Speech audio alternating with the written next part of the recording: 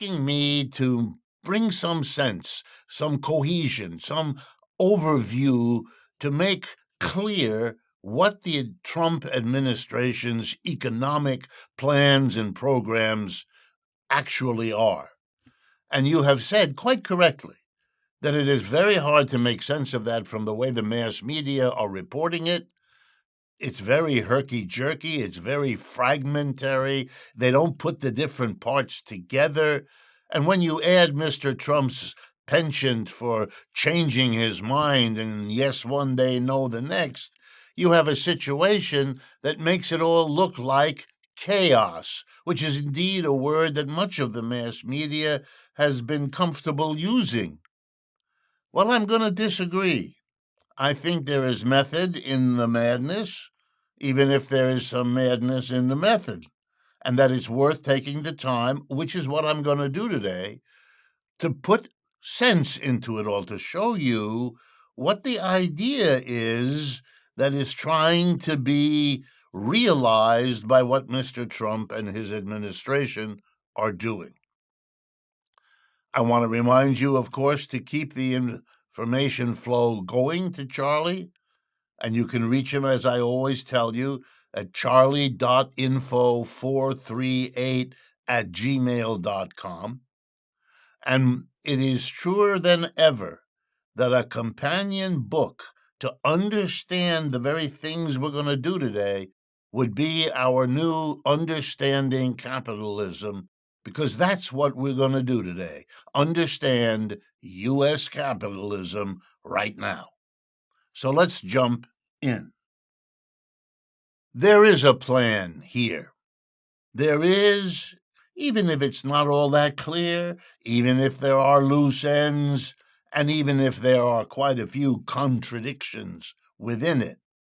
There is, animating Mr. Trump and his administration, an idea about what the problems are that face the American economy now, and a plan of sorts to deal with it.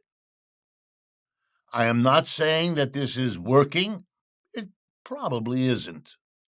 And I'm not saying that this hasn't got horrible dimensions. It does, and I'll mention some of those.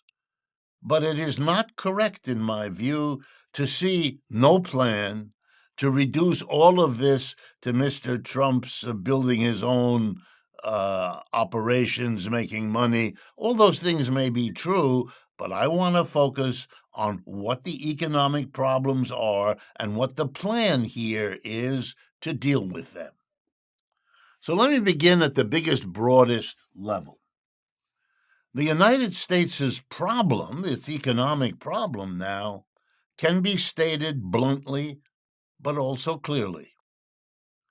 The American empire, built up after World War I particularly, and solidified into global dominance after World War II, has peaked and is now declining.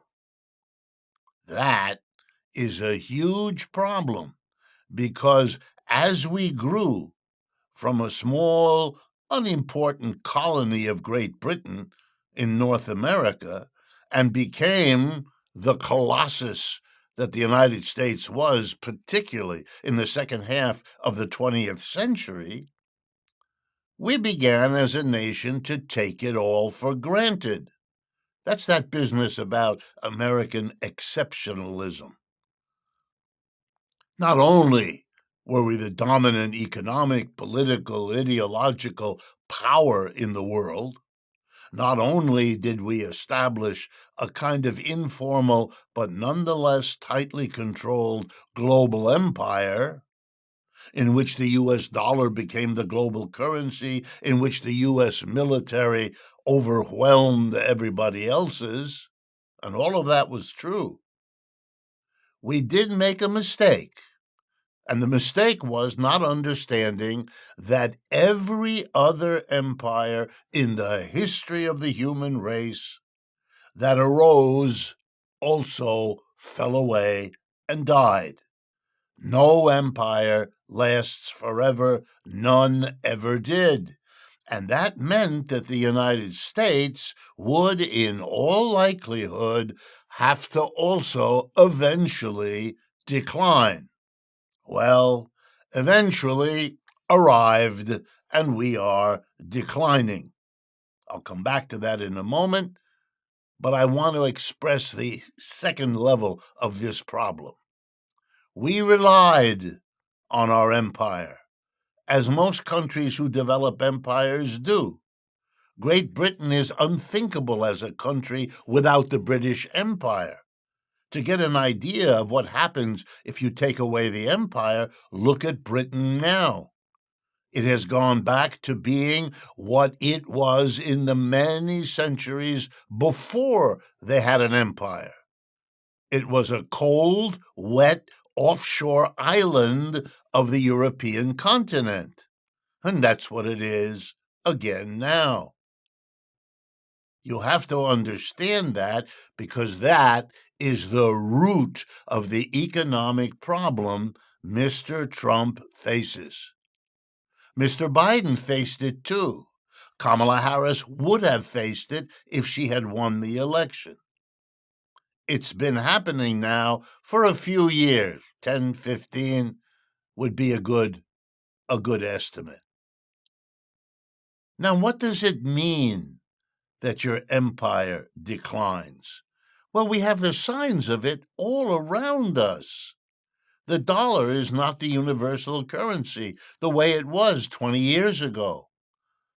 Banks around the country use other currencies as reserves in place of dollars, increasingly each year. The United States doesn't account for the percentage of global trade that it did 10, 20, 40, 60 years ago. It's been going down. It has shrunken in terms of its relative importance in the world economy, and the rest of the world has replaced it in many ways. I've talked about that on this program, so I'm not going to do it again now. What I want to stress, though, is that most of our politicians have responded to the decline of our empire and to the difficulties of American capitalism that result by pretending none of that is happening. It's what psychologists call denial. We just had a presidential race. 3 candidates, Trump, Biden, Harris. None of them talked about our empire, let alone facing its decline, let alone talking about how to deal with the problems we have as an economy because our empire is fading. They pretended none of that was going. Well, maybe let me be fair. The MAGA slogan is a kind of indirect way of admitting it. If you have to make America great again, it's a kind of admission that it's not so great now, but it was, and we're going to go back. What an interesting admission. The Trump people, in that way, show us they get it in some way. They can't quite say it. They wouldn't dare admit it in public, but they know. As do most of you if you think about it, which we don't do in this country because it's a kind of taboo topic. Well, what is Mr. Trump's plan to deal with what I've just said? Here we go. First, he wants to stop the forever wars. He said that on the campaign trail umpteen times. And he has spent the first several months of his administration trying to deal with the war in Ukraine, to deal with the war in the Middle East, and to generally talk about what? Well, not fighting wars. And the reason is our empire has lost most of the wars it's fought in the last 30 years. We lost the war in Vietnam. That country is run by the Indo-Chinese or Vietnamese Communist Party. That was the enemy of the United States. They won, we lost. In Afghanistan, the enemy of the United States was the Taliban. They run that country now. They won, we lost. In Iraq, we were supposed to, I don't know what, but the people who were there when we got there are the people running that society now. Saddam Hussein is gone, but all the rest of it remains. They persevered. They persisted. We lost. And in the Ukraine, we're in process of losing. This is not a sign that the empire is able to function very well to defend itself. Number two, those are very, very expensive wars, every one of them. It costs a fortune. And when the United States fights a war, it never dares to tax its people to pay for it. If you think the opposition to the wars in Vietnam or Afghanistan or Iraq or now Ukraine is strong, and it is, and it was, it would have been much stronger if every American family had been informed, we're going to tax you $5, $10, $15,000 each to pay for the enormous cost of these wars. The United States government can't afford it. That's what happens when empires decline. Mr. Trump doesn't want to fight these wars, and he doesn't want to pay for it.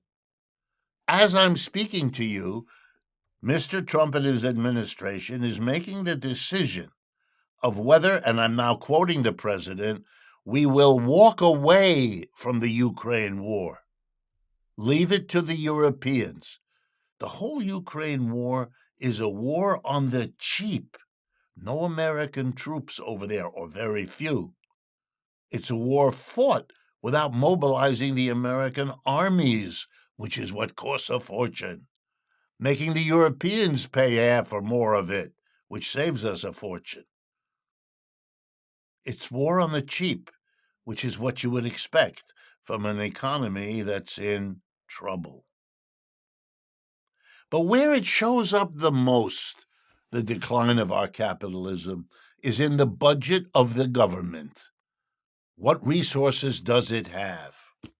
And there we're in terrible trouble.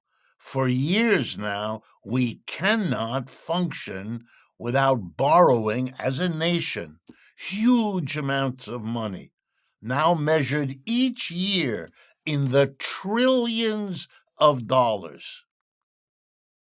$2-3 trillion spending more than we take in taxes, among other things, for these very expensive wars. But there's a deeper reason.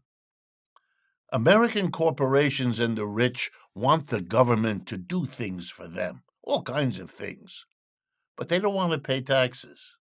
And the mass of Americans, the working people, they want the government to do all kinds of things for them, and they don't want to pay taxes either. But the difference between the two is that the corporations and the rich have something that the government needs: money. They provide the bulk of the money that funds the political parties, the candidates, the governments, all of it. So they get their way. They get lots of services, and they don't pay much in taxes. They've paid less and less over the last century in a straight line down. The mass of people can't mobilize themselves yet in this country, so they still pay quite a bit, but you can't keep taxing them because they won't vote for you. Out of that dilemma, as I'll show you after the break, comes the difficulty of our government and its inability to function because of it. We've come to the end of the first half. Stay with us.